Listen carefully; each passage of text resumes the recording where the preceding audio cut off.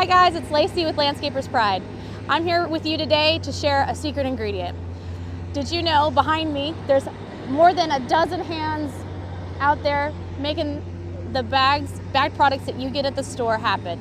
And what the secret ingredient to Landscaper's Pride are all those hands and all that experience that go into making every product here from Landscaper's Pride.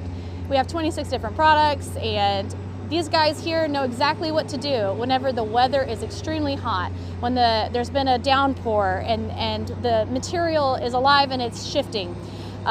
These are the perspectives needed in order to get you a consistent product in your gardens that you can rely on and that don't change drastically when the weather changes drastically.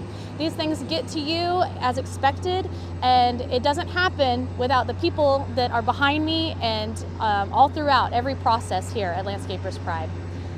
So whenever you're picking up Landscaper's Pride at your garden center, what you're really picking up is decades, thousands of hours of knowledge and wisdom from people here locally, north of Houston in New Waverly, Texas, that have dedicated long hours in the summer and heavy lifting and are part of our family here at Landscaper's Pride. So go out and enjoy, and we invite you to experience what that looks like behind us here.